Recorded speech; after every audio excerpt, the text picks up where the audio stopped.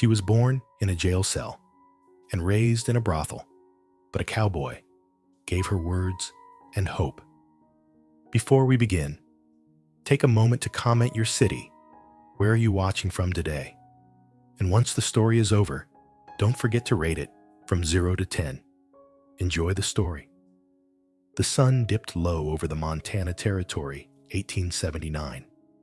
The wind howled through the pines, carrying the red dust of the desert. The dying light burned along the horizon, spilling over the weathered wood of a lone ranch house. Amid that silence, the clatter of iron broke the stillness. A figure stumbled out from the edge of the forest, a girl, her wrists still marked by rusty chains. Each step rattled like shattering breaths. She collapsed at the wooden porch, panting, eyes wide with terror. Inside, Cowboy Xavier Tate rested a hand on the stock of his gun. His boots scraped softly against the floorboards, deliberate and cautious. The wind whistled beneath the roof, carrying the scents of dusk and iron. In that moment, the fates of two souls collided. A man who lived on the edge of the world, a girl newly escaped from imprisonment. And in the space between them hung a single question: would he turn away or unlock Destiny, Montana Territory, late autumn 1879. The small town huddled in the desert, its few buildings silvered gray from wind and sand. The train rumbled through its boxcars, clanging before vanishing over the horizon. Outside the weathered saloon, a door swung on creaking hinges. Inside, a handful of men sat hunched over the bar hats, pulled low whiskey, spilling dark stains across the wood. Beyond the wind whipped up golden dust, swirling dry leaves mixing with the distant whistle of the fading train. Xavier Tate rode along the main street. A man in his 30s, broad-shouldered back, stiff as pine, a wide-brimmed hat shading half his steady gaze. Dust clung to his boots, each hoofbeat thundering on the wooden planks, echoing through the still town. At his left hip, the glint of his gun caught the late sun, the only reminder that he had once held justice in his hands. But now, Xavier sought no one. He lived quietly on his small ranch, the horse and silence his only companions. Townsfolk whispered that he had lost everything and had chosen the mountains as his home. No one knew if the stories were true. All they knew was the cold steel in his eyes, the weight of his steps, the memories he carried that no one dared touch. And in that stillness, the story was about to begin. A forsaken soul was on her way to him, burdened with chains and a shadowed past. And he who had closed his heart would be forced to open it one way or another. If you were the cowboy riding into this town, what would be the first thing you'd do? Part 1. The Shadow of Chains. Late autumn in Montana, the sunset bled across the mountain ridges. Fiery reds painted the sky, reflecting down onto the plains covered in dry grass and desert dust. Long whistling gusts of wind carried the scent of pine resin and rusted iron, sneaking through the gaps in the weathered boards of a solitary homestead at the edge of the forest. Xavier Tate stood on the wooden porch, one hand holding a burnt-out cigarette, his gaze vacant, fixed on the distant fading town. His boots were dusty, the leather cracked from years of roaming. A revolver hung quietly at his left hip, as silent as he was an artifact of the past no longer drawn to threaten anyone. Then from the western forest, a strange sound drifted. At first, it was only the faint scraping of metal against stone. Soon, it turned into a steady, urgent clatter, mingling with uneven footsteps. Xavier squinted. His pupils, accustomed to darkness, began to discern a figure, slight, staggering. It was a girl. Her hair was tangled, her dress torn, as if she had endured a journey of suffering. But what made his heart sink were her hands' rusted chains still hanging from her wrists, links clinking together in the wind, sounding like the anguished cries of a trapped soul. She took a few more steps, then collapsed onto the porch steps. Her eyes were wide with panic like a cornered wild animal. Breath came in ragged gasps, shoulders trembling. A streak of blood ran from her wrists down to her small hands, leaving dark stains on the wooden boards. Xavier didn't think. Old instincts had him hand on the grip of his gun. Out there, the world was full of runaways, prisoners, drifters, or those hunted. But looking closely, he saw in her eyes not aggression, but utter despair. The wind swept across the porch, carrying the scent of rusted iron straight to his nose. The world seemed to still. Only the girl's labored breathing and the slow beating of his own heart remained like a drum, signaling that something was about to change. Xavier remained standing, his shadow stretching across the steps. For a moment, he considered turning away. Back in town, he had seen too many like her souls broken by the past, abandoned, dragging others into the mire. He had chosen solitude, living alone with his horse, and silence, unwilling to entangle himself in anyone else's pain. But then her eyes met his. Not pleading, not screaming, just empty, as if saying, "If you turn away, I will die right here." His hand stiffened on the gun. In his mind, the long howl of the wind carried voices from lost years, like the echo of his late wife from a distant beyond. Don't let anyone suffer that lonely. He released the gun and stepped slowly forward.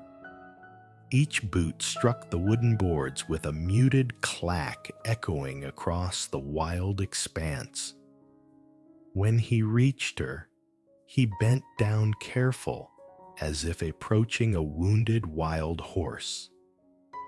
She lifted her eyes, lips quivering, words trapped behind fear.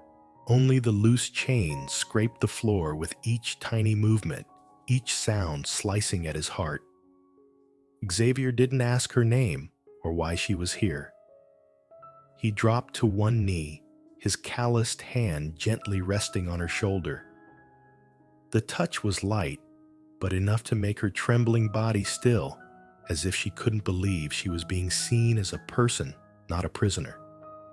He drew a deep breath, eyes firm. "Stand up," he said, his voice rough like dry wood, cracking under pressure. "No one here will harm you." She shook her head, weakly, exhausted. The chains clattered the sunset, illuminating bruises on her wrists. In that instant, Xavier Tate understood that his choice was no longer between leaving her or helping. His choice was between letting her die as an unknown soul or giving her a second chance to live as a human being. He slid his arm around her back, lifting the fragile frame. Against the fading red sky, the sun dipped behind the mountains, leaving a bloody streak, a beginning, or perhaps a new curse. But inside him, one thing was certain. This woman had entered his life, though he did not yet know her name, nor the story behind those chains. He pushed open the wooden door. The hinges groaned. Inside the house was sparse a worn wooden table, a cold iron stove, a rocking chair with a broken leg. He laid her on an old blanket spread on the floor. Dust, old wood, and ashes mingled thick with the weight of his years, a life marked only by remnants of days gone by. He lit an oil lamp, the warm yellow glow flickering across her face. She was young, her face-hollowed eyes wide and lost. Faded bruises and scars on her wrists told enough she had been bound far too long. She said nothing, only huddled trembling. Every time the chains scraped the floor, the sound echoed in the quiet space like the cries of a past that could not be denied. Xavier stood for a while, his shadow long against the rough wooden walls. He was unaccustomed to tending to anyone. For years, this house had not known a foreign soul's footsteps. Yet now, the lamp's glow on her face made something crack open in the silence that had become his life. He found a small hatchet and approached. The girl flinched, eyes wide, ready to flee. But he sat down and simply pointed to her wrists. "Let me," he said, slow and deliberate like stones rolling down a dry creek bed. Blow after blow against the chains, metal clanging, sparks flying. Finally, the link came free, falling to the floor with a dry clang. They sat in silence for a moment. She looked up, tears glistening, but unshed. Xavier set the hatchet aside, pulling the blanket around her shoulders. "No one will bind you here anymore." He turned, as if afraid he had said too much. Yet in the small room, his words lingered like a silent vow, warming the cold night of the forest. Darkness fell. Wind whipped through the cracks, carrying the scent of pine and distant wolf howls. Xavier stoked the fire. Its flicker revealed lines on his face and the depths of his eyes. He found some dried beans and a bit of salted meat, simmering them slowly. The humble aroma filled the room, once only familiar with the scent of cold ash. The girl remained still, wrapped in the blanket. Flames revealed her gaunt face lips, chapped and dry. Xavier placed a hot bowl of stew before her, saying nothing. At first she hesitated, suspicion still in her gaze, but hunger won. Her trembling hand lifted the spoon, taking careful sips. By the third, she choked, tears flowing, yet she continued eating as if afraid someone might snatch it away. Xavier sat across from her, silent. No pity, no judgment. Only a steadfast presence. Every spoonful sounded like the carving of a truth. This was her first meal as a human, not a prisoner. He remembered years ago, when his wife still lived, serving him hot venison stew. At the time, he hadn't known warmth could vanish like the wind. And now, watching someone else tremble over his humble meal, the light in her eyes began to shift, not fear, but a fragile glimmer of hope. The wind still howled outside, but inside there was a different silence, embracing them both, erasing harsh years past. Xavier said nothing further, merely pushing a piece of dry bread toward her. She looked up, nodding faintly for the first time. In that moment, amid the crackling fire and smoky aroma, the cowboy and the girl had laid the first stone of a fragile home where silence itself could be a promise. Night descended over the mountains. A pale crescent moon hung above black pine canopies. Far off, wolf howls echoed, scattering like shards of dark memory across the night. Inside, the oil lamp cast their elongated shadows on the walls. The girl, Ilara. The name whispered once before. Exhaustion took her, sat huddled in the corner blanket, wrapped tight, still trembling. Red marks and old bloodstains on her wrists showed the chain's cruel past. Xavier sat at the table, quietly sharpening his knife on a small stone. Shh, shh. The dry rhythm punctuated the stillness. Only the fire crackling and their breathing filled the room. Years had passed since he faced another's eyes in the dead of night. Yet when his gaze met Ilara's, his heart ached not for her beauty, but for the emptiness, the despair that mirrored his own past after he had lost everything. Suddenly, She spoke hoarse like wind, whistling through a crevice in stone. "Will, you take me back?" Xavier paused, the knife glinting in firelight. He met her gaze, calm, dark blue eyes, steady.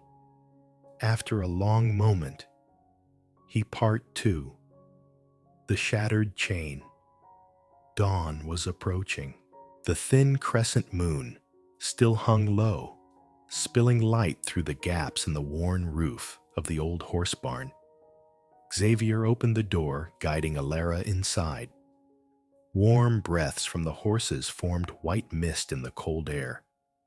Iron shoes tapped lightly against the straw-strewn floor. The mingling scents of sweet hay manure and rotting wood created a heavy, strangely comforting aroma, so different from the metallic stench of the chains that had bound her wrists.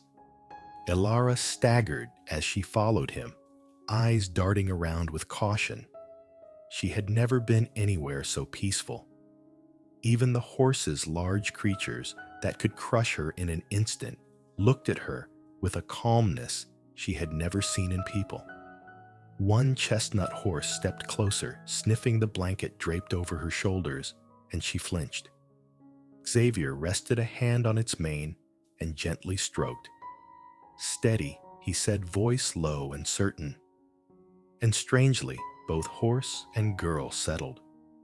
He pointed to a wooden chair against the wall. "Sit." Alara froze, hesitant, then slowly obeyed.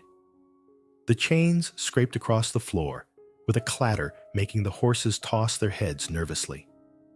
Xavier lit an oil lamp and placed it on a beam. Its warm yellow glow revealed his hands, rough, calloused, yet calm. He brought forward a hammer and a metal chisel. The clink of metal striking metal echoed through the small barn. Alara trembled, pressing against the wall. "Don't be afraid," he said, his deep blue eyes meeting hers. "There's only one way to get this off." For the first time, the lamplight caught her eyes, the deep black wells shimmering with water, yet refusing to spill a tear. That gaze made his throat tighten. He had seen all sorts: drunks, thieves, streetwalkers, but never eyes that held such a quiet, absolute resignation, as if she had already lived outside humanity. He lowered his voice. "Hand me your wrist." Alara hesitated. Her hands clenched the chains, clanging, but finally drawn by something in his tone, she extended them, trembling. Xavier placed her wrist on the chair. The lamp revealed bruises, dried blood, the stories of suffering etched into her skin. He inhaled deeply, then positioned the chisel against the chain. She held her breath, eyes wide. One strike of the hammer. Clang. The metal cracked through the barn. The chestnut horse stomped, sending dry straw flying. Alara squeezed her eyes shut, reliving every lash, every cruel night on damp ground, every bloody mark left by the chain. But when she opened them, the link had cracked. He struck again, then a third time. Each ring reverberated through her chest, unlocking memories long trapped.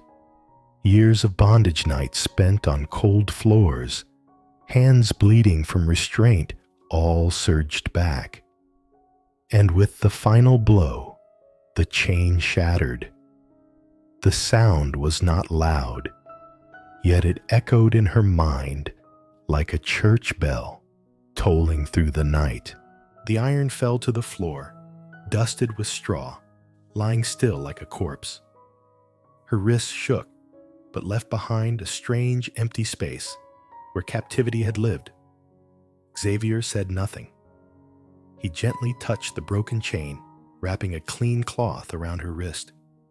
"Freedom," he whispered, slicing through the silence like another blow. Alara looked at him, lips trembling. Tears finally slipped. She bowed her head, hands covering her face, crying in silence. Her sobs were quiet, hoarse, yet they stirred the whole room. Even the horses paused, bowing their heads to the moment. Xavier remained beside her, silent. He neither comforted nor questioned. He let the lamp cast light over the woman who had just been freed, as if the glow itself spoke for him. Outside, the night wind still bit, but inside the barn, a soul had reclaimed its breath. The chains were gone, yet Ilara still curled inward, as if her hands remained bound. Tears dried only to form again, not from pain, but from fear. Fear that it was all a dream, and soon someone would return to lock her away again. Xavier understood. A broken chain did not mean escape. The chains in her mind were the hardest to remove. He glanced at the chestnut horse, tall, steady, breathing calmly. He approached, placing a rough hand on its neck, then looked back at Ilara. "Come here," he said. She jerked back. I can't." Her voice was hoarse, like a frightened child. Xavier remained patient, stepping closer with his hand out. "It's not a whip, not a shackle, just a horse." Ilara studied the hand veined, calloused from years of labor, the hand that had broken her chains. She inhaled, then placed hers over it, warm, rough, yet certain. He led her to the chestnut. The horse lowered its head, sniffing her palm gently. At first, she trembled, wanting to pull away, but Xavier held her hand firmly, voice steady. "It knows you are free now." The horse shivered, ears folding, then stood still. Ilara marveled. For the first time, a being so strong did not impose or harm. It simply accepted her. Her cracked lips quivered as she laid her hand on the horse's neck, feeling its warmth seep in. Inside, something melted. The chains on her wrists were gone, and the ones on her heart began to crack. Xavier stood quietly, his gaze softening. No words were needed. His silence was a promise here. She was no longer a prisoner. Night deepened. The mountain wind whistled through the barn, flickering the lamp. Xavier set a small pot over the embers. The scent of salted meat beans and a hint of onion mixed with straw and warm horse breath. Ilara sat close, clutching her blanket, but her eyes no longer held sheer panic. Doubt lingered, yet a fragile spark had ignited, as if stepping from shadow into the first light. Xavier ladled soup into a wooden bowl, offering it first to her. "Eat. No one here will take it from you." She accepted, hands trembling. But unlike the night before, she looked at him before lifting the spoon. Their eyes met the calm depth of his gaze, like solid earth, a place for her restless heart to anchor. She ate slowly, each bite a small reminder she was alive. The soup was no longer a prisoner's ration, but nourishment in a tranquil barn, prepared by a man who asked nothing but that she eat. Xavier ate opposite her, silently, never rushing or staring. Only when she coughed softly did he stir the embers to feed the fire. Amid the scents of straw smoke and food, something new emerged: normalcy. A sensation Ilara had thought she would never know. After eating, she set the bowl down, eyes lowered, voice whispering, "Thank you." Xavier did not answer immediately. He merely nodded, then said, "You owe me nothing. The chains are broken. From now on, you walk on your own." The words fell like a declaration. Ilara tightened her hold on the blanket, tears glinting in the darkness, not of sorrow, but of release. The lamp flickered low, leaving a thin waver of light across the wooden wall. Outside, the forest, wind carried the distant hoot of an owl, a lonely song of the wild. Inside the barn was still only the warm breath of horses and two humans seated across from each other in silence. Ilara hugged her blanket eyes shyly following the drafty doorway. She moved her hand to her bare wrist, the place the chain had been. Swelling and bruises throbbed, yet the ache made her smile. For the first time, it was not from shackles, but the marks of freedom. She whispered, voice barely audible, as if afraid to hear herself, "I don't know what to do next. I've never lived like a normal person." Xavier leaned back against the post hands, circling the hammer still scented with metal. He met her gaze, eyes deep and patient. "No one expects you to know everything in a single day." Ilara hesitated. "Aren't you afraid people will come for me? They'll call me a runaway, a criminal." Xavier exhaled, carrying the weight of past years. "I am afraid, but I know this," he said, leaning forward, voice hoarse yet firm. "Freedom isn't given. It's something you have to dare to keep." His words sliced through the dense fog in Ilara's heart. She froze, tears welling not of despair, but of a tiny, newly budding hope. She reached out, trembling, taking his hand. Big, rough, yet warm. The lamp's glow fell across them, ordinary, yet monumental, the moment someone chose to hold her hand without demanding anything. Xavier did not pull back. He let her hold on, nodding softly, a promise unspoken. Part 3. The Silent Meal. The next morning, as the sunlight just began to spill over the valley, Xavier's wooden house was wreathed in smoke. He stoked the fire, tossing in some dry beans, a bit of salted meat left over from winter, and a handful of wild herbs picked from the stream. The smell of smoke and grease filled the small room, mingling with the scent of burning wood and the faint metallic tang of chains left outside on the porch. Ilara sat in the corner, her blanket wrapped tightly around her shoulders. Her eyes followed his every movement, not with curiosity, but with the gaze of someone who trusted nothing. Throughout her years in captivity, whenever someone offered her a bite of food, it usually came with humiliation, a whip, or a price to pay. Now in front of her, a man quietly cooking, without demanding anything, stirred her heart more than the chains ever had. Xavier placed a cast iron pot on the stove, covered it, and then walked to the wooden table.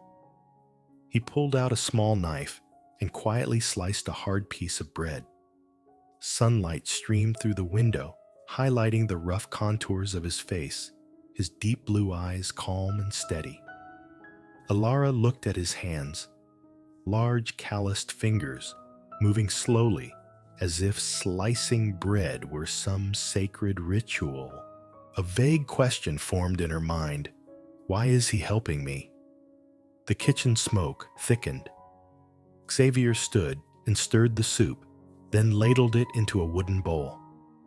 He set the bowl before her, saying nothing. The rising steam carried a simple aroma that made her stomach tighten. Hunger gnawed at her, yet doubt made her hesitate. Her eyes met his. For a moment, the room froze. No words, only the silence heavy and charged. "Eat, Xavier," said his voice deep and hoarse like a command, yet as soft as the wind. Ilara hesitated, her hand trembling as she reached for the spoon. She scooped a small spoonful, blew on it gently, and tasted. Tears sprang to her eyes, not because the soup was extraordinary, but because it was the first bowl she had eaten in years, without fear attached. She ate slowly. Each clink of the spoon against the wooden bowl echoed through the room. She chewed, swallowed, and then scooped another bite. Her shoulders still shook, but the trembling was no longer chaotic. Xavier sat across from her elbows on the table, hands interlaced. He neither stared nor looked away. He simply watched her calmly and patiently, as if to tell her that no one here intended to take her food away. The dim daylight from the oil lamp cast light on the bruises around Alara's wrists. The sight reminded him of himself many years ago, after losing his only wife. Pain had bound him too, not with iron, but with memory. He had once drunk himself numb, fought just to feel alive. Now, seeing this trembling girl beside the steaming soup, he saw himself again, only she still had a path forward. Alara reached her third spoonful when she coughed the hot soup burning her throat.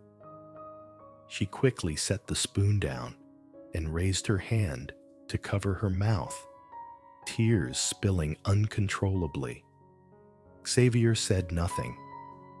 He filled a wooden cup with fresh well water and placed it before her. The simple gesture, without judgment, without pity, made her cry. Not loud sobs, but quiet tears falling into the still steaming soup. "Why?" she whispered, her voice hoarse and trembling. "Why are you treating me like this?" Xavier paused, his large hand clenched into a fist. He looked straight at her eyes, as deep as a canyon. After a moment he replied, "Because I can." Just 4 words short, yet striking like a hammer to the heart. Alara bowed her head, tears streaming down. In the wind outside, in the scent of the stove smoke, she realized for the first time someone treated her as a human being she was worthy. That meal was quiet, with no conversation, yet the silence wove something warmer than any words could. After finishing half the bowl, Alara set down the spoon. Her hands clenched, head bowed. The space felt heavy, only the wind outside rattling against the wooden walls. Xavier did not urge her. He sat silently watching the flickering fire, letting her face her inner darkness in her own time. Finally, she spoke, voice broken. I was locked in a stone room for 3 winters. No windows, no light. Only the sound of metal clanging and footsteps passing by, then leaving. I thought I was no longer human, only a creature they forgot to kill. Her hands trembled, nails scratching lightly on the wooden table, leaving faint marks. Every night I dreamt I was running. But in the morning, there were still chains. Each day, I believed less in the existence of freedom. Her voice faltered. Tears streamed down, and she raised her hand to cover her face, ashamed to show weakness. Xavier let out a quiet sigh.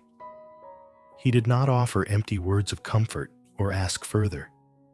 He simply reached out, placing his rough hand on the table, just a small distance from her trembling hands.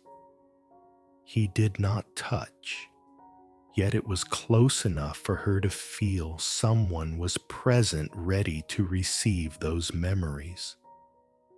Alara glanced at his hand through her tears. For a brief moment, she relaxed her fingers, moving her hand closer. Not touching, but now the gap was just a sliver of silence. In that moment, she realized, perhaps for the first time, her pain was neither dismissed nor mocked. It was simply heard. The fire flickered, casting Xavier's shadow on the wooden wall. Alara still huddled there, her hand nearly touching his. The air was heavy, yet warmer than the coals in the hearth. He spoke slowly. "There were years I thought I was already dead. Only the body walked around." Alara looked up, surprised. For the first time, he spoke of himself. Xavier stared at the fire, eyes slightly narrowed, seeing his past reflected.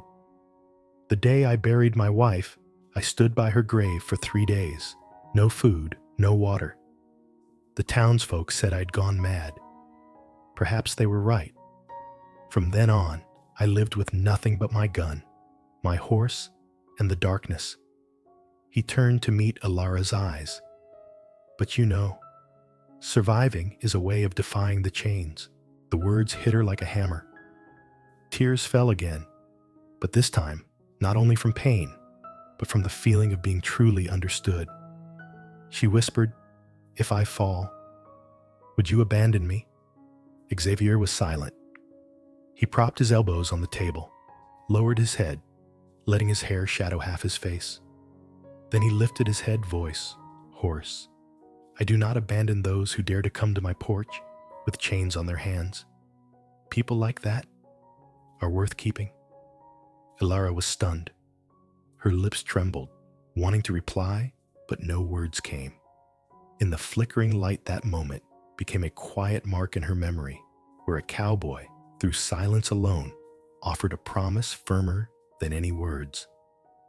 The fire in the stove was now just red embers. The room darkened, the only light a small oil lamp dangling from the beam, its wick flickering. Ilara still sat at the table, half the bowl of soup gone. She held the spoon, but did not eat, her eyes fixed on the fire, glistening yet calmer than before. Xavier stood gathering his own bowl to wash. His movements were slow, deliberate. He did not break the silence.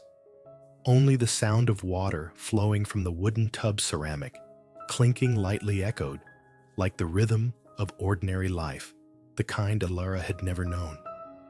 She looked up, voice soft, as if the room itself might hear. "I cannot remember the last time I ate without trembling. In the places I was locked, food was not meant for humans, only to keep the chained alive barely." Xavier paused, looking at her. His gaze was steady, without judgment, without pity. He said simply, "Here you eat as a human." A simple statement, yet like a blade, cutting through the thick veil over Ilara's heart. Her hands unclenched the spoon, then let it rest. For the first time, she dared to take a deep breath, not gasping in fear, but the breath of someone beginning to believe in tomorrow. She turned to him, eyes glistening but brighter. "Will you let me stay at this table?" Xavier placed the washed bowl on the shelf, then sat back down, meeting her gaze directly. "As long as you want." Ilara bit her lip and nodded. The nod was shaky, but it carried a decision. She would stay at least until she learned to eat a meal without fear. The oil lamp flickered one last time before dimming. In the darkness, the two sat across from each other, saying nothing more, yet in the heavy silence, an invisible thread had formed. Not loud, not rushed. Only recognition, neither of them was entirely alone anymore. Outside, the wind rattled the porch. But inside, the cowboy's silence and the warm bowl of soup had become the first spark, lighting the rest of their story. Part 4. Tale from Hell. That night, the wind from the mountains poured down into the valley, slipping through the wooden roof, with moans like the wails of forgotten souls. The oil lamp on the table flickered, casting a weak yellow glow that stretched Xavier Tate's shadow along the rough wooden walls, tall and solitary as a monument. Ilara sat close to the window, knees drawn up, arms wrapped around a blanket. Her eyes stared into the darkness outside, where the wind screamed, yet her mind drifted elsewhere, somewhere darker than any forest night. "Have you ever?" she whispered, her voice trembling like the wind through the boards. "Felt like you weren't human anymore?" Xavier didn't answer immediately. He set his black coffee cup on the table and sat silently. Instead of replying, he tilted his head toward her as if to say, "Go on." Ilara swallowed hard. Her throat was as dry as desert sand. Then the words came out heavy as falling stones. "They locked me in a damp cellar. Low ceiling, wet walls, the smell of rust lingering constantly. I didn't see the sun for the first 2 years. I only knew day and night by the clinking chains, by the guards' footsteps passing and disappearing. Xavier remained silent, his calloused hand tightening into a fist on his knee. He didn't interrupt, didn't breathe heavily, letting her words carve into the space themselves. The first night I cried. They laughed. The second night I screamed. They beat me. The third night I did nothing. And after that, I stopped crying, stopped screaming. I just existed like an animal they had to keep alive to torment. Her voice broke, pausing, but in her eyes a fragile spark glimmered.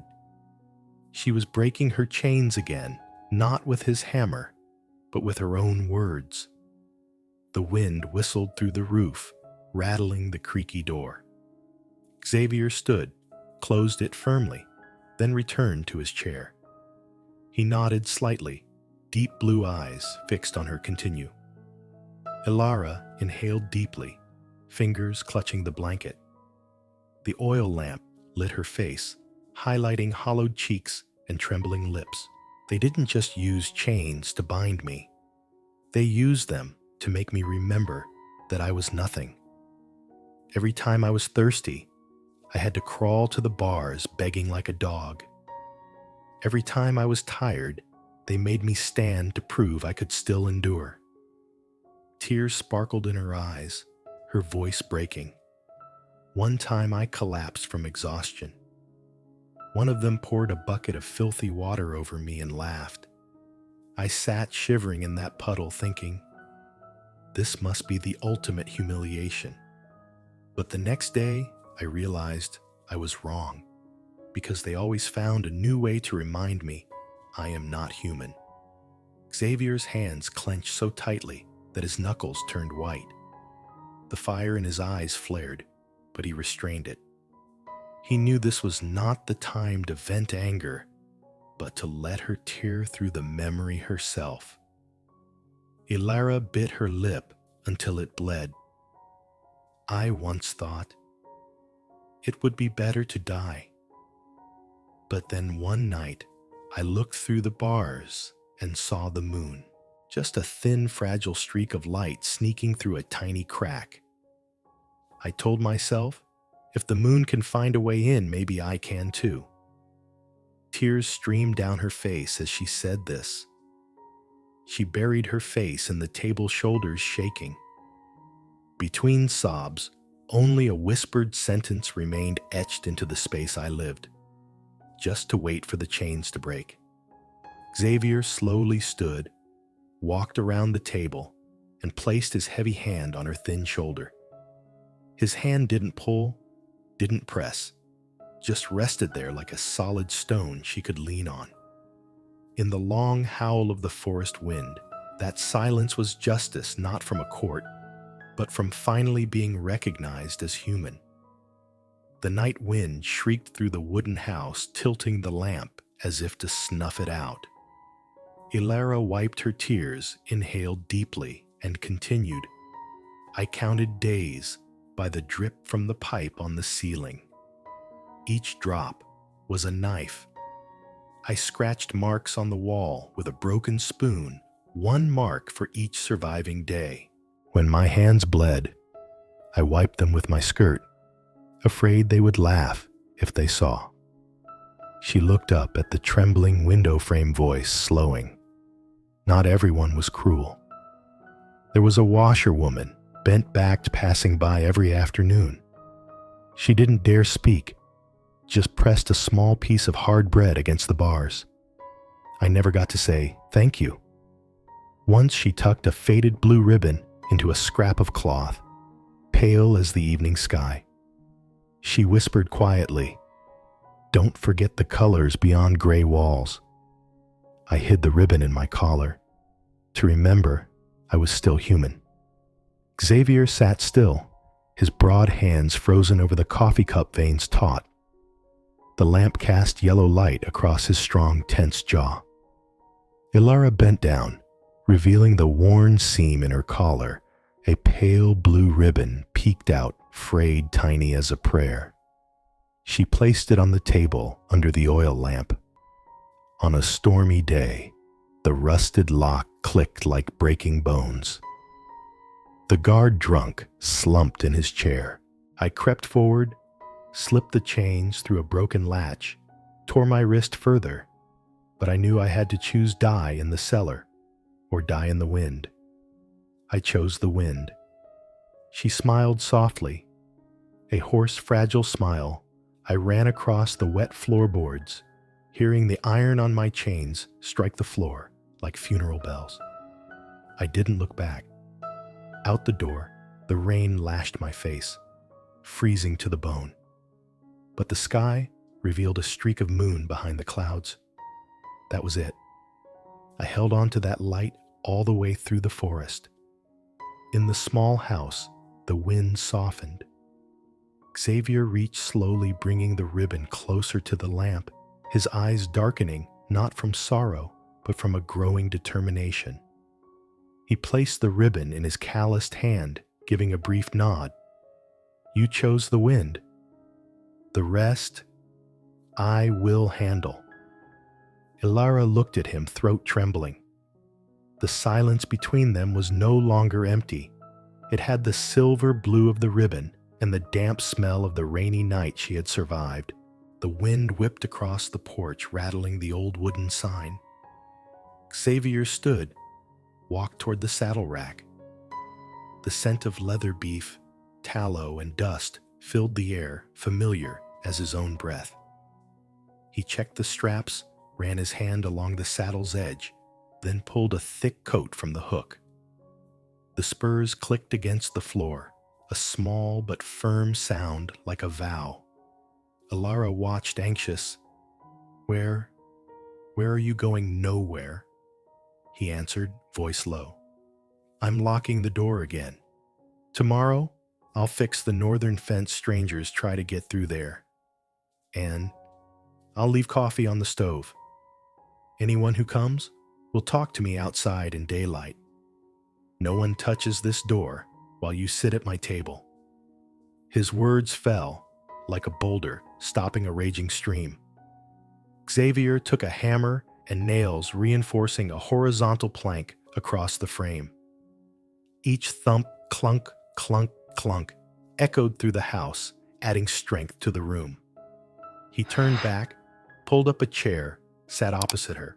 The lamp caught a cold blue in his eyes, turning it into tempered steel. The ones who laughed while you cried, the ones who poured filth on an exhausted body, what do they rely on? The crowd, and the fact no one says, enough. Here, I say it. Ilara shivered slightly, clutching the ribbon tightly. What if they bring papers, claim it's the law? Xavier leaned back, exhaling slowly. Law on paper is one thing. The law of this land of wind of sweat is another. I'm not against the town. I'm just telling them. At Rowan Place, guests enter with words, not chains. He leaned forward, voice low, almost whispering to the fire. If they want to take you, they'll have to go through me. In daylight, before God, and in front of horses that know good from evil. I won't strike unless forced, but I will not watch the innocent return to the stone cellar. The wind hit hard, the door shook, then yielded to the new latch. Ilara held the ribbon tight, heart racing not from fear, but from a strange, unfamiliar feeling safety. Xavier set down the hammer hands on the table, staring straight ahead. Tomorrow, you'll choose a task here. Feed the horses, gather firewood, or just read my writing, not to repay a debt. To remember these hands are meant to hold their own work, not chains. A long silence. Then Ilara nodded slowly, like sealing a pact without ink or seal. Outside, a distant train whistled through the wind. Here in the wooden house, a different kind of justice had awakened, not in a courtroom, but wearing a leather coat, dusty boots, and speaking Part 5, Eyes from Town. 2 days later, with the sun riding high, Xavier Tate rode down to town to pick up some salt bullets and a bit of coarse cloth. The red dust road stretched on, flanked by the weathered wooden porches of old houses. The wind whipped through his coat, scattering dust over his boots, worn and scuffed at the heels. Along the main street, a few cowboys lounged outside the saloon bottles, rocking lazily in their hands. Their eyes lifted, tracking Xavier not with friendliness, but with a wary curiosity, as if trying to pry open a secret. Rowan, a thick-bearded man, murmured, "Heard you ain't been sleeping much at the barn lately. Got some stranger visiting the ranch." Xavier tightened his reins. His horse stomped once. The dark blue of his eyes met the man's gaze, steady and unyielding. Then his voice cut through the air, low and blunt. "Even horses need feeding. I'm busy." A ripple of laughter ran across the porch, but it was not warm. It was the laugh of suspicion stretching across the wood planks and rooftops. An old widow selling groceries peeked through a doorway, only to duck immediately when their eyes met Xavier's. Inside the store, he purchased his salt bullets and cloth. Old Donnelly, the shopkeeper, leaned in. Voice lowered. "Rowan, there's talk. Folks say a girl escaped from the Northland prison. Could be she's hiding in that abandoned ranch. You know, the law won't look kindly on that." Xavier looked up, meeting the old man's sharp eyes. Silence lingered a moment before he picked up his parcels and replied curtly, "I know what I need to tend to Donnelly. The rest, let the wind handle it." The old man swallowed dryly, saying no more. Xavier swung back onto his horse, leaving behind the town street and its dozens of watching eyes. Back at the ranch, Hilara surely felt the wind shift from afar. But Xavier knew that from now on, the land would not only carry the sound of wind and horses, it would also bear human eyes. Eyes that were watching. That afternoon, rain began to fall. The north wind drove sheets of water across the porches with a steady plop-plop. Hilara was sweeping the floor when the sound of pounding hooves hit the gate. Her body froze. These hooves were not Xavier's, too frantic, too loud. The door burst open. Xavier stepped in coat, soaked through gun still at his hip. His voice low and taut. "Someone's coming. 3 riders, black horse. Don't show yourself." Hilara trembled, hands gripping the broom. Her wrists still bore the bruised marks, now raw with pain. In her eyes, every hoofbeat carried a curse, a warning that the dark cellar might claim her again. Outside, the hooves stopped. A harsh voice called Rowan. "Heard. You've got a visitor. Town wants things clear. Step out and speak." Xavier stood in the doorway, broad shoulders blocking the way. He opened the door just enough to let his shadow fall into the gray rain. Cold clipped. "This ranch isn't a place for your rummaging. If you have something to say it to me directly." A snicker, torn apart by rain. "We hear there's a runaway girl. Small, pale hair loose. Some footprints near the northern edge. Speak up, Rowan. Didn't just stumble upon her, did you?" Inside, Hilara's heart thumped like war drums. She pressed herself against the wall, hand over her mouth, tears mingling with sweat. If they saw her, it would all be over. Xavier straightened, voice deep and immovable. "The only things I pick up are dry wood and spent bullets. People. No one brave enough to cross the northern woods makes it this far. Don't waste your effort." Outside, silence stretched. Then the sound of hooves turning away. 3 shadows disappeared into the rain. Xavier closed the door and returned inside. Ilara was still curled against the wall. His gaze softened, quietly. They don't know yet, but they'll come back. Next time, you must be stronger. Her eyes lifted, still wet, but with a new light. Fear remained, yes. But now there was also the faint spark of defiance. The next morning, gray clouds rolled over the mountains like a herd of cattle. Wind swept across the plains, burying dust into the new northern fence Xavier had reinforced the night before. By noon, hooves sounded again. This time, 4, a black horse, 2 dappled, and a white stallion, with bells clinking. The iron on the porch clinked sharply, a warning they weren't here to chat. Xavier stepped out the door, just wide enough for his shoulders. Wide brim hat, low dark coat, still dusted with rain. Outside, the bearded man from yesterday chewed a toothpick beside him, a man in a black fedora and worn vest. Pike the errand hand for the law and big ranches nearby. Pike held a crumpled wet sheet of paper. Search order, he said, voice dry as bone. Female small wrist with chain marks. Escaped custody. Footprints near your northern edge. Let us take a look, Rowan. Xavier glanced at the paper eyes, scanning the description blonde hair mole behind left ear. Slowly, he folded it, placed it on the porch post. Flat short. This is private land. I see no one matching your description. And you know without authority, you do not pass this gate. The bearded man spat on the ground. We've got eyes and horses. Last time, the rain stopped a search. Today, it's dry. If you're not hiding someone, what are you afraid of? Inside Ilara's palms were slick with sweat. She heard every footfall, every creak of saddle and leather.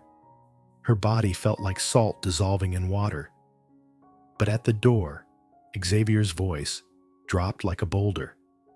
My only fear is men who hide behind numbers to cover their own wrongs. He stepped back, sliding the crossbar into place. Anyone wants to speak, do it in the yard. Anyone wants in, bring papers and the proper authority. Pike smirked. Law is for order, Rowan. Don't be stiff. Xavier did not move. I've seen law get wet in rain and change for money. Here we have a different law. Visitors knock with kindness. No chains jingling on my porch. Silence hung taut as a bowstring. The stallion's bells jingled again in the wind. Ilara unconsciously touched her bare wrist, faint chains fading into memory. The bearded man glared, then yanked his reins. Go, Pike. Another time. 4 horses turned, dust rising with each step. Pike looked back, fingers on his hat. Cold, don't let anyone say you harbor fugitives. The door closed. The latch clicked. Inside the wooden house, Ilara sank against the wall, legs weak. Outside, the cowboy stood straight, hands still, on the latch. The wind blew through the eaves, but it could not drown the heartbeat shared by the two, learning the same truth: fear eases only when someone stands to take the first strike of the wind. Honey-colored sunlight spilled across the hillside. Dry grass whispered cottonwood shadows stretched like ink. Xavier led Ilara to the backyard, where the old chicken coop hid behind the mullein. He knelt, sliding a loose board at the base of the wall. Beneath was a dry earth hollow, just large enough to crawl through. The root cellar, he said, calm, as if teaching her to split firewood. If I'm away and someone comes crawl here, make it to the big cottonwood with the hollow trunk. Inside, it's enough to hide a night. 3 short whistles. Then 1 long, come back then. Ilara nodded, eyes still clouded with worry. I don't want you to risk for me. No one does for anyone. Xavier interrupted softly like a thin knife. "This is my land. I choose how it stands with the wind." He reached into his coat, drawing a small dagger blade worn shiny from sweat. The handle wrapped in old leather, a faded blue ribbon tied at its end. Alara froze. "That's a little color, to remind you this isn't recklessness," he said hoarse. He placed the dagger in her palm. "Hide it at your calf. If someone grabs your hand, you don't need strength. You need precision. Cut the cord, the strap. Freedom is often just a rope away." The wind lifted the ribbon, letting it flutter like a leaf. Alara looked at the dagger, then at him. In the afternoon light, the cowboy's face carved from sun and shadow, hard as stone, still as deep water. "I'm afraid," she admitted, voice thin as thread. He turned back, leading the chestnut horse out to the open field. Up on the saddle. Alara shook her head almost instinctively. "I up," he repeated, his voice short and commanding, as if speaking directly to the fear coursing through her. She placed her foot on the stirrup, her body trembling slightly, and settled into the saddle. Her hands found the horn as if grasping a breath itself. Xavier held the reins at her side, walking slowly. "If we have to run," he said, "the western ridge will give us cover.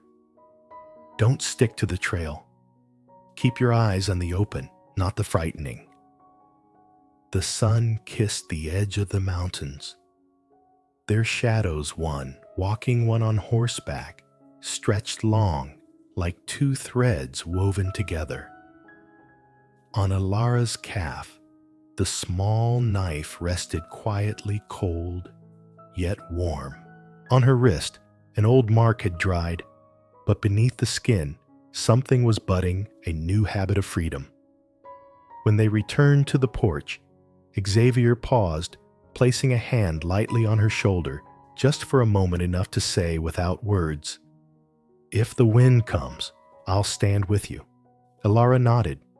In her eyes, uncertainty still lingered, but beside it, something else had risen, flesh and bone shaped like a quiet cowboy. Dusty Boots' hat pulled low the man who had just taught her how to run, and also how to stay. Night fell slowly, dragging silvery strands of moonlight through the cottonwood leaves. The stable smelled of dry straw and warm leather breaths, rising and falling in a rhythm that matched the heart of this place. Inside, the flickering oil lamp cast dancing shadows across the old wooden boards, long and silent like slithering snakes. Alara sat on the wooden chair knees, hugged to her chest, shoulders trembling, eyes fixed on the steaming bowl of soup before her. The scent of stewed meat and mashed potatoes made her bite her lip, forcing herself to eat each spoonful, as if every bite contained a piece of this newfound freedom she had never known. Xavier stood beside the table, his back straight, his gaze firm but never imposing. He said nothing, merely watched. Every time Alara lifted her spoon, the small knife on her calf remained a quiet secret, reminding her that this freedom was precious and fragile. The silence in the room was not emptiness, it was gentle comfort. She felt her heartbeat, aligning with the cowboy's, strong, steady, unshaken by the cruel winds beyond. I've never eaten a meal without fear." Alara whispered, her voice small, as if afraid the wind might carry it away. Her eyes shimmered, but she forced herself to look at the soup, grounding herself. Xavier nodded softly, his hand brushing the edge of the table, touching the pulse of her life, reminding her she was not alone. "No one has to run forever, Alara," he said, his voice soft as the wind through the prairie. "Sometimes just a place to stand, a warm meal, is enough to begin again." He looked at the bowl, as though he were seeing peace amid the storm of life. Every spoonful, she raised every strand of noodle, every slice of meat seemed to merge with her story, from chains and fear to the first taste of freedom without the price of pain. Ilara closed her eyes. Part of her wanted to cry, part of her wanted to laugh. She realized she had been listening to her own story all these years on the run, but had never allowed herself to savor the quiet. As if all the worries, all the shame could be set aside on this table, rising with the steam dissolving into the lamp's glow. She set down her spoon and met the cowboy's eyes. And for the first time she felt it. Freedom was not just stepping out of chains, but looking directly at the one beside you, without hiding, without fear. Outside, the wind rustled the porch roof, scattering the dry grass and cottonwood leaves. Darkness was no longer frightening, for someone stood there, solid as the earth, and the lamp's light was not just to illuminate the path, but to illuminate the heart. Ilara took a long breath, feeling safe for the first time, not bound by any chain, only by the old memories that no longer held her hostage. Xavier said nothing more, only resting his hand on the porch post, his gaze scanning the trail at the mountain's base. She knew he was calculating every path out of the stable. Every route across the prairie had to be safe for her. But more importantly, she understood a simple truth carved into her emotional core. True safety sometimes doesn't come from weapons or the horse's charge. It comes from someone willing to stand in your place without saying a word. Ilara smiled softly, a tear sliding down her cheek. But it was no longer a tear of fear or shame. This was a tear of relief of the first quiet meal she could eat without a heavy heart. The cowboy stood there silent, yet every action spoke protection without words.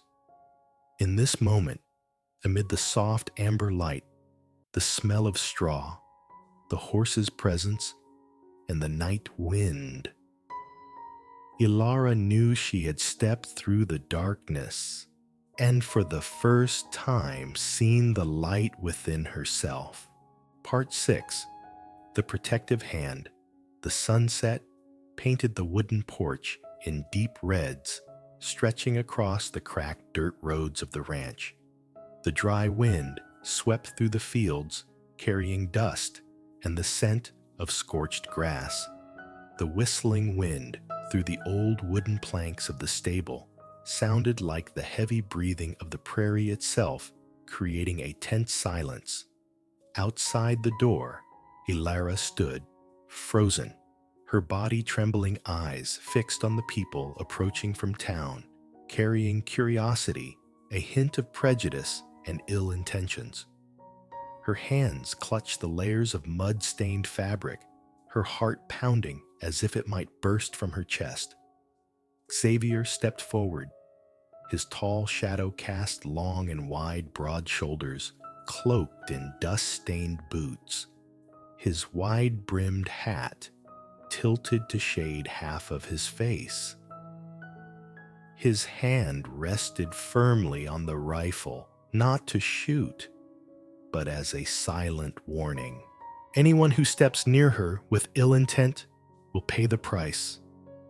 The determination in his eyes warned, making no one dare advance. The wind picked up, tossing Ilara's hair over her shoulders, but the cowboy's hand remained steady, maintaining a safe boundary between her and the outside world. Ilara looked into those unwavering eyes, and for the first time in weeks, she felt true protection. Her heart tightened with emotion, not out of fear, but because she knew someone was standing against this cruel world for her. The sunset illuminated her face, highlighting traces of fear fatigue and a fragile glimmer of hope. The cowboy said nothing, just stood there solid as a wooden post, drawing a clear line between newfound freedom and the old shadows. One of the town's men stepped forward, voice hoarse but attempting authority. "This girl belongs to our ranch. She must come with us." Before the words could fully leave his mouth, Xavier moved a step forward, rifle-angled eyes blazing. "Where is she going? Nowhere. She stands here, and I will not allow anyone to disturb her peace." The wind surged dust curling around their feet, creating a scene tense enough to choke on the fiery sunset, bearing witness to the resolve of a protective hand. Xavier drew a deep breath, gripping the rifle, but standing relaxed like a man who knew strength wasn't only in the weapon. He advanced slowly toward the townsfolk, each boot sinking into the dry earth like a heartbeat in the silence. Every gaze fell upon him. They realized this was more than a man with a gun. He was justice incarnate, guarding the survival of the trembling girl behind him. Alara stood, frozen body shaking, but this time from deep emotion. For the first time, she felt a hand drawing a boundary for safety, for freedom, for her own dignity. A breeze lifted a stray strand of hair, and the fiery sunset reflected in her eyes. They sparkled with a small but powerful glimmer of hope. Each step Xavier took on the gravel echoed as a declaration: no one may humiliate her. No one may take away the freedom she has just reclaimed. A few townsfolk hesitated, hands awkwardly gripping whips or reins. No one dared take another step. Strength didn't come from yelling or violence.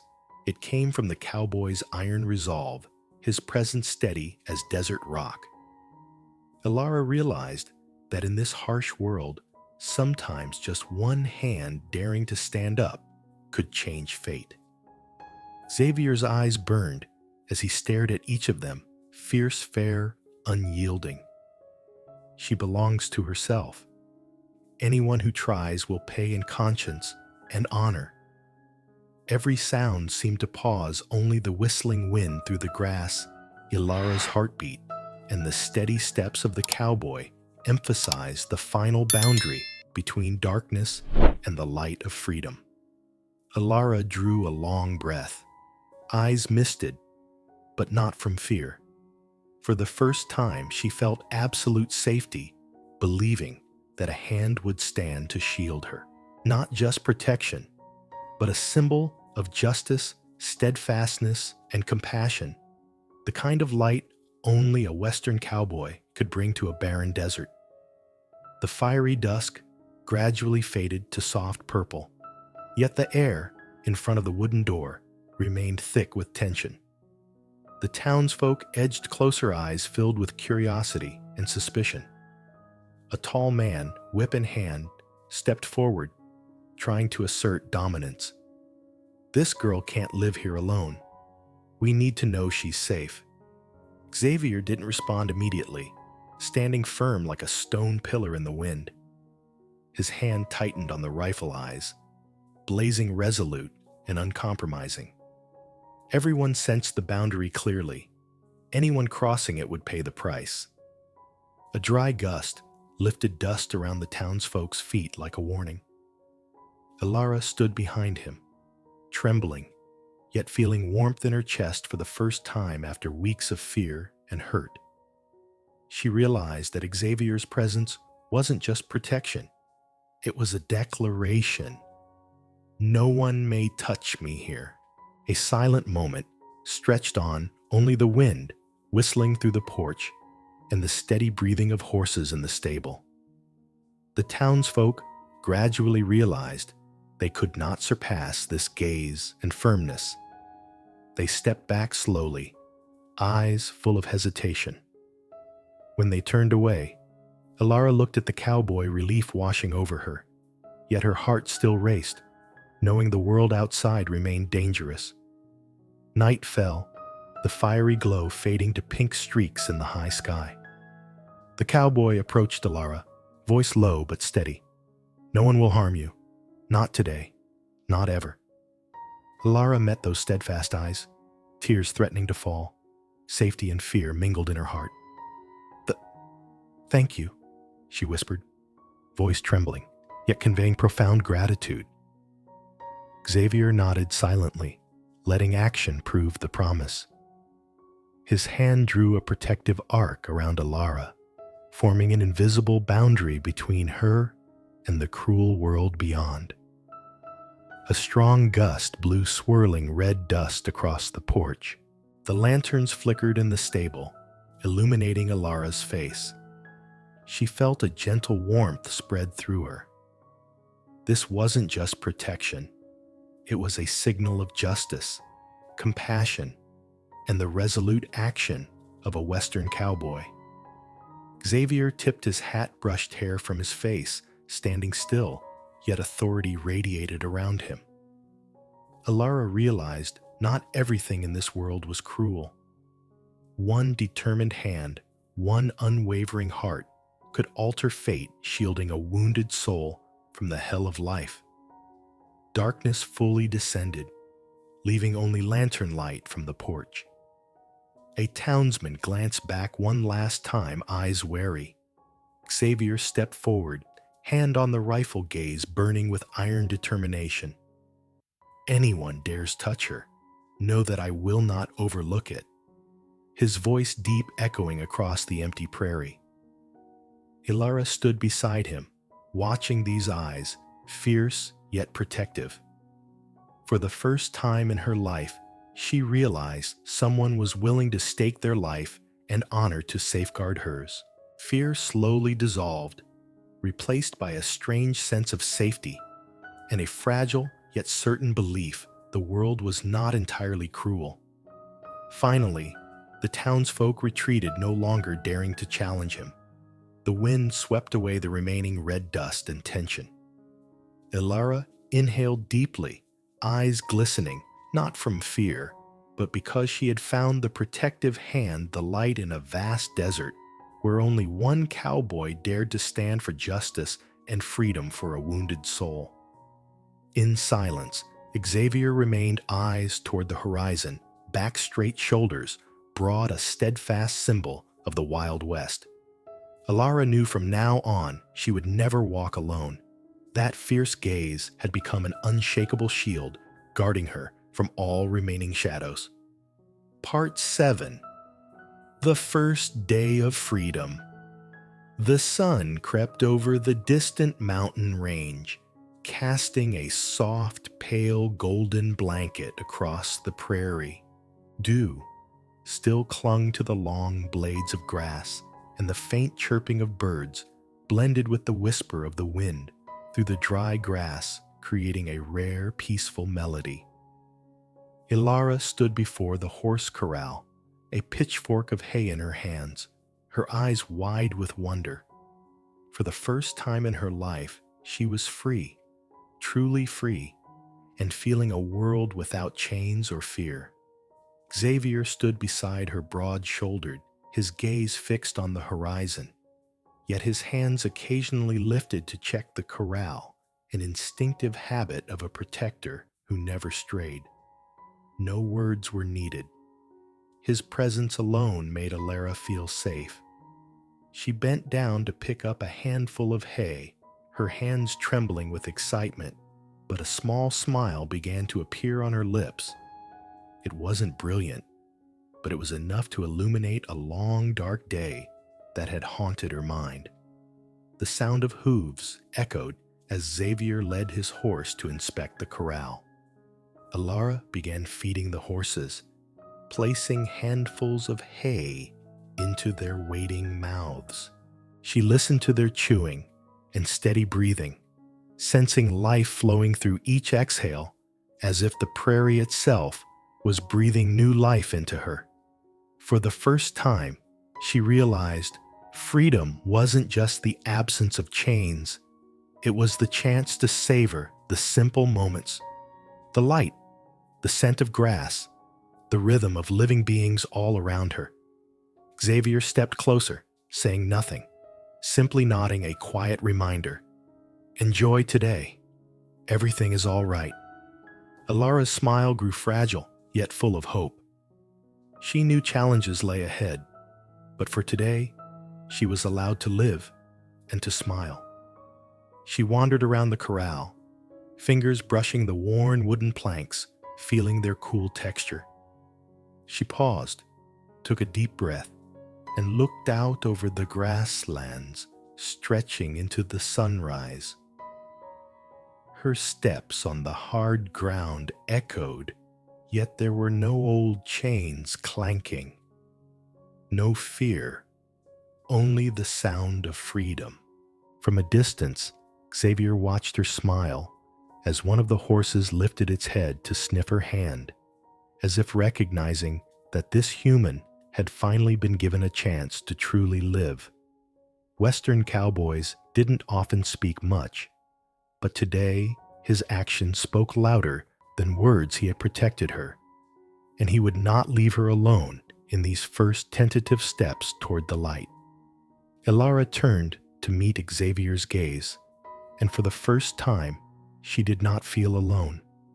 Every glance, every gentle gesture reminded her that freedom was the most precious gift of all. She placed the hay in the trough, patted the horse, and looked out toward the horizon, where the sun peeked over the mountains. That small smile, though modest, carried a radiant hope. She was no longer the trembling shadow of yesterday. She was a soul reborn, entrusted with the power to shape her own destiny. The wind stirred softly, carrying dust, and the scent of fresh hay like a melody welcoming a new beginning. Alara walked slowly, eyes fixed on the rising sun, feeling every cell in her body awaken. This was the first day she truly felt freedom, and the first time she understood that hope, even fragile, could heal the deepest wounds. She bent down, hands now smudged with dirt, as she tossed hay into the trough.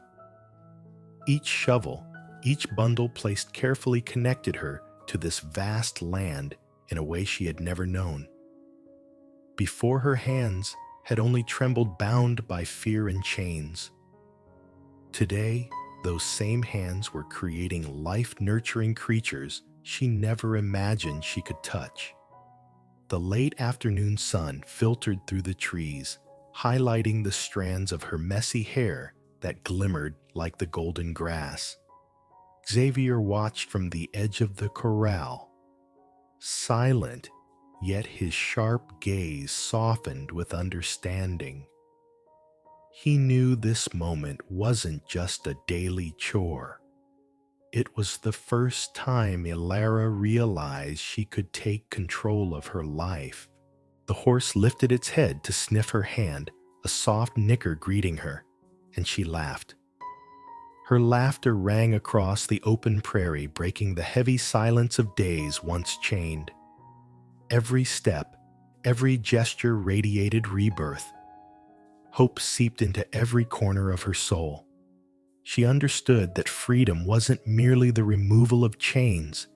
It was the ability to feel, to care, to live fully in the simple beauty of existence. Xavier approached, placing a firm but gentle hand on her shoulder, as if passing on strength from the rugged West itself. Keep going, Alara. Today is yours. Let the land and the horses remind you that you can trust yourself again. His words were brief, yet carried the weight of the vast, unforgiving prairie, a quiet promise that even in a cruel world, there were places to find hope and faith. Alara straightened, hand resting on the trough, taking a deep breath. Her smile had changed. It was no longer tentative, no longer afraid, but a delicate dawn of possibility.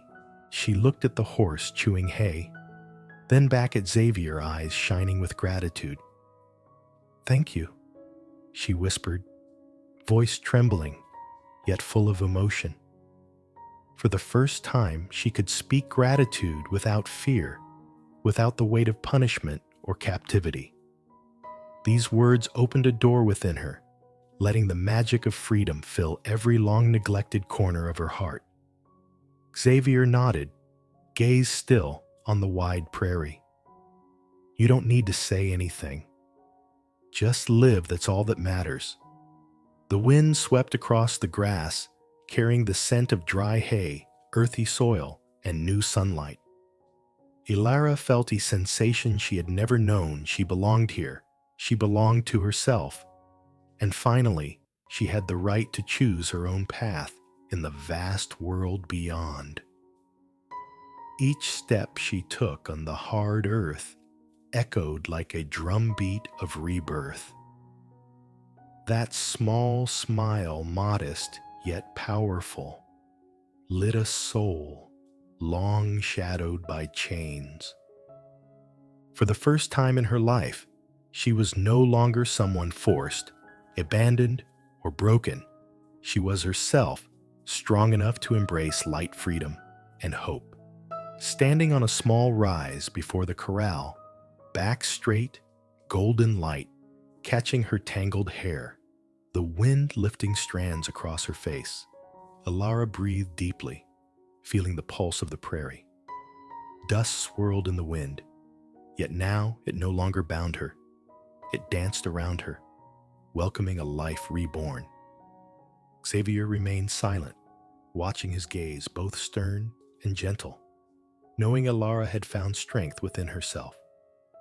She smiled a new smile, bold, alive, and brimming with hope. She stepped to the horse, resting her hand on its warm muzzle, and in that moment understood that even in a harsh world, there were places where humans could be protected and renewed. The setting sun painted the horizon red, reflecting in Ilara's bright eyes. She looked toward the small town, where nosy townsfolk would no longer hold sway, no longer have the power to bind her. Each step on the hard ground was a silent declaration. She was free not just from physical chains, but from fear and shame. Ilara turned to Xavier, eyes glistening with tears, yet resolute. "You believed in me," she whispered, voice trembling but unwavering. Xavier simply nodded, offering his hand. In that instant, an invisible bond formed, needing no words, yet igniting trust. Even in a harsh world, a protective hand existed. A guiding light remained. She stepped into the green grass, laughing naturally, for the first time, eyes scanning the vast prairie. The wind swept through horses, nickered leaves, rustled, all merging into a song of freedom Ilara had never heard before. From deep within, a sense of revival surged, hope, confidence, and the belief that life, though harsh, could still be beautiful and warm. That smile, her first in years, was enough to chase away the darkness of the past. And in this moment, Ilara knew one thing: she was not just surviving. She had truly begun her life, a life she could shape, where freedom and hope breathed with every day. Part 8. The Silent Promise. By the fireplace, light danced across the old wooden boards, casting shifting shadows that mirrored the moods of souls who had once fallen. Ilara huddled in her chair, her hands still trembling, not from fear, but from a new sensation: the freedom to breathe, to live. The scent of smoke mingled with the faint smell of horses from the nearby stable, a strange yet familiar aroma, promising a life completely different from the one she had known. Xavier sat opposite her, his calloused hands resting on his knees, eyes deep and steady on her face. "Here you are no longer a prisoner," he said, his voice warm yet firm. No grasping hands, no flourish of words, just a single statement strong enough to lift the fog that her past had long imposed. Ilara closed her eyes and inhaled deeply. The pain of chains, the humiliation, The disdainful glances of strangers all seemed to gather in that moment, then dissolve into the warmth of the fire and the silent protection of the cowboy. For the first time in years, her heart stirred, not from fear, but from hope. Outside, the night wind swept across the prairie, carrying the rustle of leaves and the distant sparkle of a moonlit stream. Everything seemed to settle. Only the two of them remained, each carrying their own scars, sharing a moment of quiet understanding. Xavier looked at her, not questioning, not reassuring, just silent. And in that silence heavy with meaning, Ilara realized she was not abandoned, not alone. In that moment, the firelight played across her face, tracing lines both soft and strong. She seemed to see another version of herself, a version brave enough to smile, resilient enough to move forward. For the first time, she felt her heart quicken with hope rather than fear. And within the glow of the flames, she understood a promise that needed no words. Life could still be warm, still free, still hers to choose. Ilara lowered her gaze, tears welling, yet a faint smile appeared. No one spoke. The fire became an invisible thread, linking two people, connecting a painful past with a peaceful present. She wrapped herself in an old blanket, feeling the quiet warmth and protection of the cowboy. For the first time, she sensed that she was allowed to live without fear. Xavier rose and moved toward the door, his hand brushing the rifle stock, reminding both himself and the distant town that no one could trespass here. "You can sleep soundly tonight," he said, voice both firm and gentle. No grand words, but enough to make Ilara cry, silently tears of liberation, of rebirth. Outside, the wind howled across the plains, carrying the scent of dust and horses. The world remained wild harsh as the frontier, yet inside this old wooden house, there was a sanctuary where wounds could heal. Ilara realized that freedom was not just the breaking of chains, it was the acceptance, protection, and permission to breathe within one's own heart. She brushed her hair back and watched the flames flicker, each strand of gold, catching the light, every line of her face redrawn, free from chains, free from fear. And in that absolute moment, she understood a silent promise. A protection without words could speak louder than any declaration. At sunrise, crimson light streamed through the wooden slats, dust dancing in its warmth. Ilara stepped into the yard legs, trembling, but this time with hope. She bent to pick up scattered dry grass, offering it to her black horse. The soft sound of teeth crunching stalks echoed in the quiet, mingling with the wind through distant rocks. Xavier stood behind, silent yet attentive, a steadfast presence, ensuring that every step she took was guarded. For the first time in years, she felt true safety, not a promised safety, not enforced by chains, but by the quiet presence of someone ready to protect her. She looked to the horizon, sunlight piercing the haze shimmering across the prairie. For the first time, she smiled a small but genuine smile, free from fear or guilt. In that gaze, she met Xavier's eyes, exchanging a silent accord. From now on, you have the choice. Footsteps on gravel, the soft shift of the horse that smiles symbols of renewal. No more chains, no mocking laughter, just a girl learning to trust life again. Every breath she took blended with a desert wind, affirming that true freedom begins with faith in oneself and others. At noon, she returned to the fire sitting across from Xavier. A steaming bowl of soup awaited, but she no longer trembled. She scooped, savoring the simple warmth and unfamiliar but profound comfort. Xavier watched, saying nothing, his eyes both trusting and challenging. You must learn that not everyone intends to hurt you. Some only want to protect. She nodded, tears rolling down her cheeks this time, tears of liberation. Outside, wind swept through the doorway, carrying horse and earth-scent leaves rustling. The distant town, with its prying eyes and gossip, no longer frightened her. Here she could be herself, cry, laugh, live.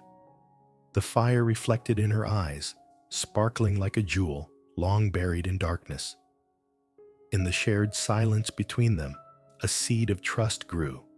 Though the outside world was cruel, there was always a place to return to, a home, and someone ready to guard her heart.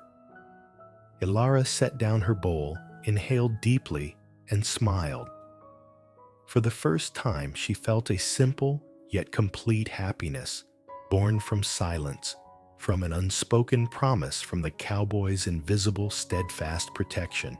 As dusk fell, painting the prairie and the dusty home in warm red, Ilara stood by the window, hand brushing the cool wood eyes on the distant mountains. She felt the power of silence surrounding her, the silence of the land of the desert, and of the man behind her, a cowboy who needed no words to show his protection and trust. Xavier stepped closer, voice low yet gentle. Here you are no longer a prisoner. That single statement needed no explanation. It was both affirmation and silent vow that anyone outside who wished her harm would be met with the shield of his hand. Ilara met his gaze, and for the first time in years, she felt true peace. Not the solitude of silence, but the serenity of trust and hope. The chains were gone from her wrists, yet the fear that had once gripped her heart needed untangling, and now it was unraveling through the silent, noble actions of someone she could call her protector. She lowered her head, inhaled deeply, and smiled. No trembling, no fear, no doubt. Just the smile of a soul reborn, of a heart trusted. Xavier nodded slightly, responding silently to the question, "Can I trust?" Outside, night winds carried scents of dry grass and horses mingling with the warm glow of the fire. The distant town still whispered, still watched, but within this small courtyard, Ilara had found home. Silence was no longer loneliness. It was a promise of protection and freedom. And as the final sunset of that day bathed the plains in red, a quiet trust bloomed between them. No words could capture it fully. Only silent deeds shared glances and footsteps together across the vast desert. From here, the journey of the girl and the cowboy truly began, a journey of freedom, hope, and choices, guided only by brave hearts. Part 9. Sunrise on Horseback. The sunrise bathed the distant fields in gold, its brilliant light reflecting off the dry grass, sparkling like thousands of tiny candles flickering in the wind. Ilara sat astride her jet-black horse hands, gripping the reins tightly, her long hair streaming in the wind, like a silk ribbon curling through the vast open space. The scent of dry grass and horsehide mingled with the crisp chill of morning dew, creating an atmosphere both majestic and gentle, as if the West itself were breathing alongside her. Xavier stood at the edge of the field, his eyes dark as bottomless wells, observing Ilara's first tentative steps on horseback. The reddish golden light fell on his face, highlighting the lines etched by time, but also emphasizing the steadfast resolve of a seasoned cowboy. He knew this moment was more than just her riding a horse. It was the rebirth of a soul once chained, tasting freedom for the first time in many years. The horse moved in steady strides, each hoofbeat echoing across the empty meadow. Every step was a breath of freedom, and Alara could feel it vibrating through her body and her heart. A faint trace of fear lingered in her eyes, but it was overshadowed by a swelling exhilaration. She realized for the first time that she could decide her own fate. Xavier said nothing, simply standing in silence, watching her merge with the untamed landscape. Sometimes he knew silence spoke louder than words. It was a way of showing trust and protection without unnecessary explanation. Alara drew a deep breath, the scent of earth grass and the horse's warmth filling her senses, awakening every nerve.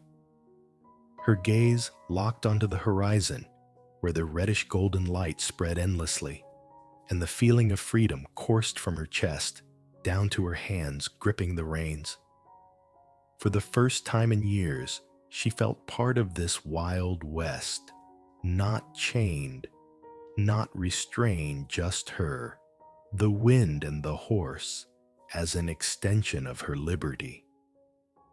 The horse galloped, each hoofbeat thundering like drums, spurring her forward.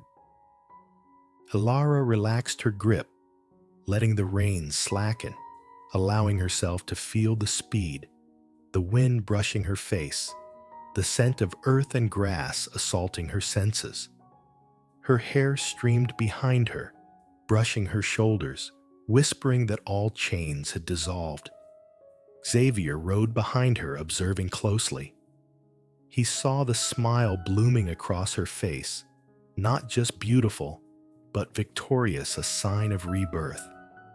For the first time, his heart felt the gentle power of freedom and recognized the latent strength of someone once wounded. Alara was no longer a trembling girl. She was a soul that knew how to fly. The wind whistled through the mountain passes, carrying echoes of the past, the clinking of chains, mocking laughter, threatening footsteps. But now, all were distant, unreachable. She kept her pace, galloping across the golden fields, each hoofbeat stamping out the remnants of fear. Xavier lowered his voice, speaking as if in a whisper to the wind. "Go on. You deserve this." Without looking back, Alara obeyed, eyes fixed on the blazing horizon, where golden light mingled with the orange hues of dawn. A new beginning, a chance for freedom, and a journey she no longer faced alone. In that moment, the West became a stage for rebirth, where the fear of chains dissolved, where wind and land moved in rhythm with a human heartbeat. And as the sound of hooves echoed, the earth seemed to breathe with her, reminding her that freedom is not just a state, but a deep emotion capable of lifting a soul. Alara stopped her horse in the midst of the vast field, where the golden light of sunrise spread like a warm blanket. She inhaled deeply, chest expanding, heart pounding yet free. Dust rose with each hoofbeat, sparkling like tiny stars, each particle carrying memory, both pain and liberation. Xavier remained silent beside her, his eyes piercing every flicker in her soul. He recognized that her smile was not fleeting excitement, but the mark of a heart reviving a soul, reclaiming its power. Without a word, he nodded softly, letting her know he witnessed it all, the breaking and the rebirth. The wind swept through the meadow, tangling her hair, blending with scents of horsegrass and moist earth, creating a sound both majestic and tender. Alara closed her eyes, letting her body move with the horse's rhythm, allowing herself to merge with the motion, as if to declare to the world, "I'm back. I am alive. I am free." In the distance, the town's rooftops shimmered in the mist light, flickering like they belonged to another world. She realized that after the chains and the insults, this was where she truly belonged, not under someone else's protection, but through her own strength. Each hoofbeat emphasized life, asserting that freedom is a right to be fought for and claimed. The horse sprinted down a narrow trail, dust rising in clouds, everything bathed in golden light. Ilara felt her heartbeat align with each hoofbeat like a symphony of the Wild West. In that moment, memories of chains, fear, and shame faded behind her, yielding to pure liberation. Xavier stayed behind, giving her space to embrace the sensation of living and choosing for herself. He knew that protection was sometimes about creating distance, allowing the protected to find themselves. When Ilara's smile became whole, he felt the sky brighten, the field widen, and the west come alive with her every breath. The wind carried birdsong, rustling leaves, and subtle sounds that evoked freedom choices she had never known. She inhaled deeply, feeling blood surge like it could wash away every last remnant of fear. Every hoofbeat, every outstretched hand was a declaration: I am myself. I am no longer a chained soul. In the distance, the sunrise blazed brighter than when she began promising that after dark days, new mornings would always arrive, and she was a part of that day, no longer a victim, but a soul reborn. Ilara galloped toward the horizon, hair streaming in the wind, sunlight illuminating her radiant face, fading every scar of pain. Freedom surged from her feet to her heart, from her heart to her head, like a living flame, warming every part once frozen. She heard the thundering of hooves, not just across the field, but echoing within her own heart. Xavier stood atop a hill, watching, feeling both gentle and intense. He knew that Ilara was no longer just a girl freed from chains, but a symbol of courage, life, and freedom. He needed not intervene. She had found the strength to continue living on her own. When she stopped in the meadow, gazing at distant mountains under the morning light, everything seemed still, just her and the west. Ilara relaxed, closed her eyes, breathed deeply, and smiled a complete, hopeful smile. The sunrise illuminated not just the land, but the soul, erasing the darkness that had once bound her. A gentle breeze blew, carrying golden dust, carrying away all fear and pain. Ilara realized that freedom was not something granted by others, but something she seized with every breath, every step, every decision. And as she galloped toward the horizon, it was as if the world itself declared, "This is her, a reborn soul, once imprisoned, now fully herself." Part 10. A Found Home. The dawn gently poured over the ranch, shining through the thin mist on the wooden roofs and turning the dry thatch golden. Roosters crowed cheerfully, mingling with the sound of water flowing from the horse troughs, creating a melody of the peaceful Wild West. No chains, no confinement, only the sounds of freedom and life beginning anew with every breath. Ilara stood by the fence, her fingers brushing against the dewy grass. She inhaled deeply, the scent of damp earth-dry hay and horsehide blending together, washing away all painful memories. Every tiny speck of dust seemed like a shard of light in her heart, reminding her that she had survived, that she had broken free from all chains and shame. For the first time in months, her heart fluttered, not with fear, but with the real feeling of living free, unbound. Xavier stood beside her, his gaze silent, yet full of reassurance and respect. No words were needed, for every action spoke. This was a safe place, the home she had been searching for. When Ilara looked at him, their eyes met, and a gentle smile appeared, modest, yet enough to thaw the long-held frost in her soul. The sound of hooves echoed from the stables, a reminder that life went on here and that they were part of its rhythm. Ilara stepped forward, stroking a horse's back warmth spreading through her fingers. Freedom was not just about unshackled steps. It was the right to care, to live fully, to immerse in simple moments she once thought unreachable. By midday, sunlight slanted through wooden window frames, casting beams onto the cracked earth like invisible threads connecting them. Ilara and Xavier stood together in silence, yet their presence spoke volumes. No vows were needed, no promises, just their eyes, and the quiet conveyed the deepest emotions. Ilara smiled softly. For the first time, it carried no trace of fear or hesitation. She felt her own heartbeat, Xavier's heartbeat, and they blended with the pulse of the ranch, where wind sunlight and birds became witnesses to rebirth.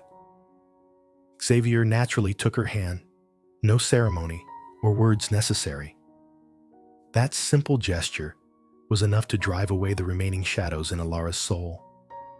Every wound, every painful memory, every day of captivity, all were now bathed in gentle light, as if the entire West had opened its arms to welcome her back. In the distance, the mountains rolled under the sun, the wind rustling the leaves, giving a sense of both peace and eternity. Ilara exhaled, no longer feeling emptiness, but fullness, a sense of belonging, of being protected and loved. In that moment, time seemed to stop. Only two people remained, a vast land and complete silence where no words were necessary. Every feeling was understood, every pain soothed. This was the home Ilara had sought, where the past no longer haunted her, but became the foundation for a future filled with hope and love. As afternoon waned, golden sunlight mellowed into amber, stretching the shadows of fence posts and cottonwood trees across the ranch.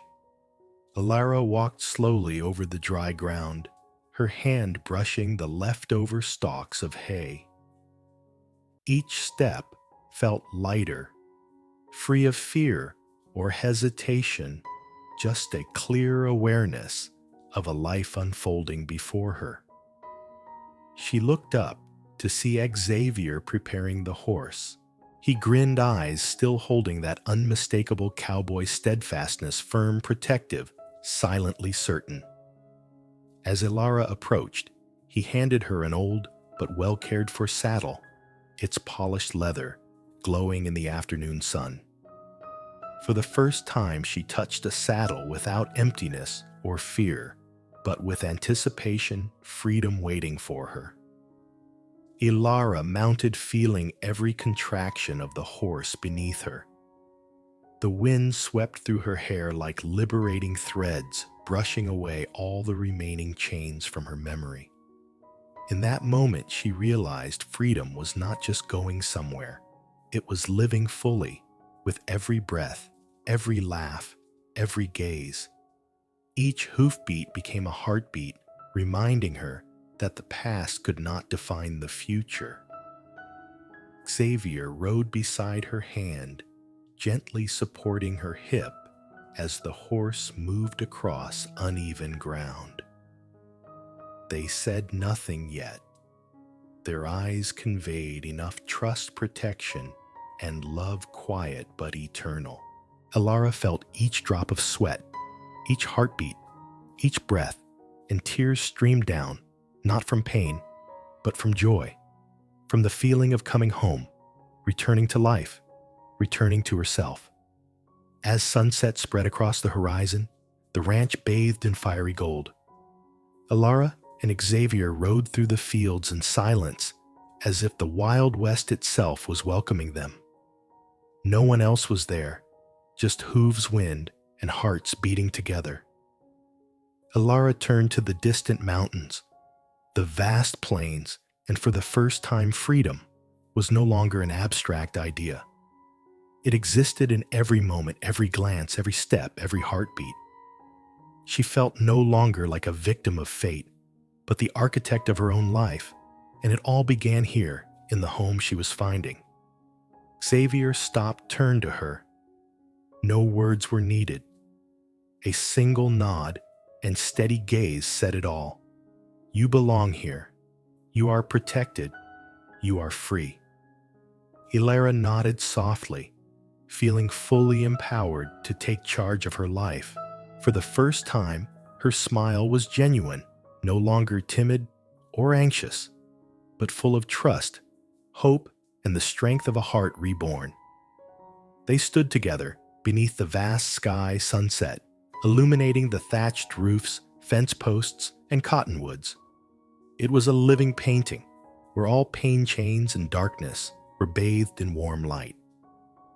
Ilara felt peace, completeness, and for the first time believed that life could be gentle even in the harsh Wild West. Dawn softly returned to the ranch, pale light seeping through wooden slats, casting warm streaks on the ground. Birds sang softly, mingling with the gentle sounds of grazing horses. Ilara stood beside Xavier, no words needed, just the eyes that had endured pain, embraced freedom, and finally found a true home. She inhaled deeply, every breath blending with the wind, her heart beating fast in peace she had never known.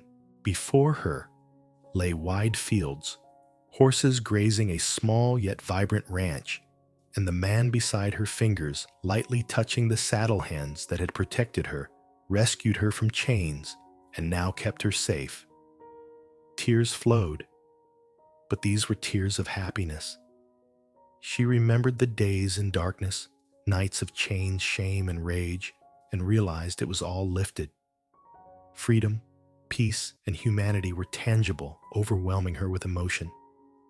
Xavier smiled softly, voice low yet warm. You have walked through every chain. You deserve this life. Here you are, no longer a victim of your past. She looked at him, her smile radiant and natural for the first time. No fear, no hesitation, only trust, belief, and a sense of belonging, a true home. Ilara stepped closer, hand on his arm. No words were needed. Their eyes said it all: protection, love sharing, and hope. Together, they walked along the fence, observing every wooden post, cottonwood branch, and wandering horse. Each step was gentle, free, as if the past had never existed.